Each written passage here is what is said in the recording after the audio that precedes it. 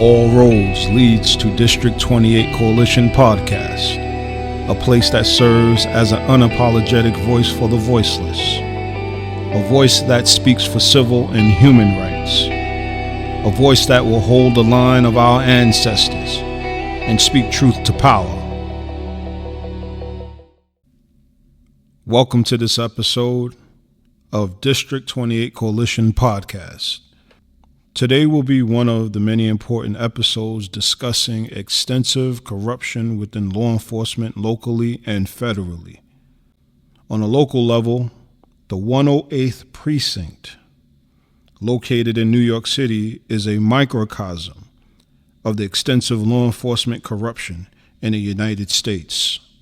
I have spoken to many residents of that precinct who have told me of their experiences of being racially profiled, and some who were physically violated by the police of the 108th Precinct.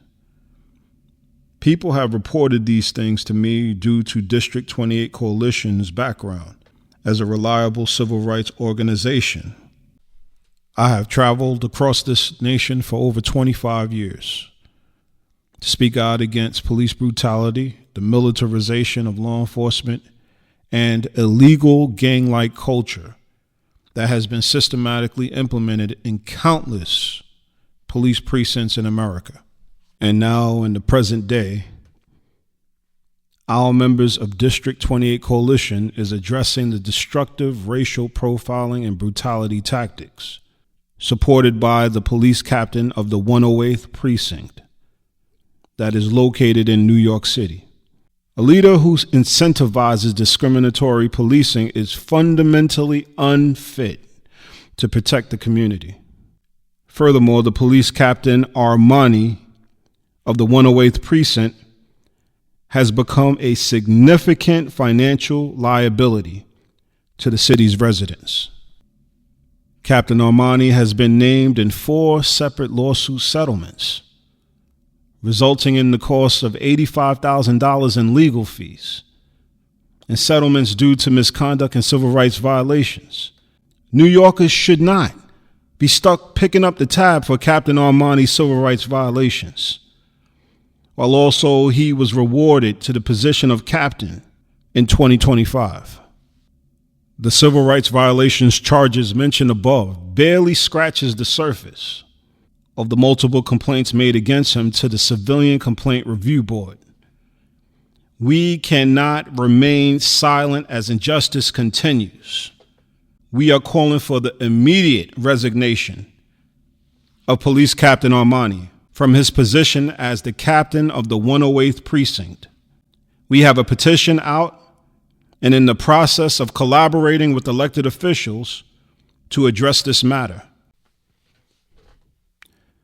At this time, I would like to take this moment to send my condolences to the families of modern-day lynching victims in Minneapolis.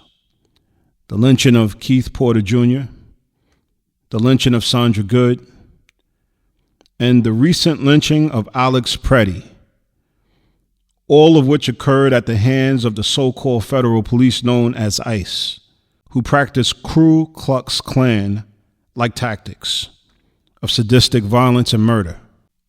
On January 24th, 2026, Alex Pretti courageously shielded a woman from being further brutalized by these federal cops. Alex was murdered by these federal federal cops. While trying to shield the woman, multiple cops pounded on him while he was on the ground, punched him, pepper sprayed him, hit him in the head with the pepper spray bottle, then unleashed multiple gunshots into his body. This was definitely a modern day lynching. Although these violations commonly happen to black people, Alex Pretti was a white person. No matter what color or nationality he was, no one deserves their civil and human rights to be violated. Alex Pretti is a hero. He was peacefully shielding the marginalized from the illegal act of police brutality in Minneapolis. You know, there's no significant distinction between the systematic cancer of local and federal policing in the United States. If you think there is significant difference, you tell that to George Floyd, Amadou Diallo. You tell that to Patrick Dorisman, Aiyana Jones. You tell that to Sean Bell and countless others who have fallen victim to modern day lynchings. You tell that to them. And you know, there are peaceful protests nationwide to bring attention to the murder of this Good Samaritan, Alex Pretti. I encourage you to participate in peaceful protests in your city. It's your constitutional right and human right. To be silent about evil is to be complicit with it. And if you can't participate in the protests, sign petitions that involve police reform.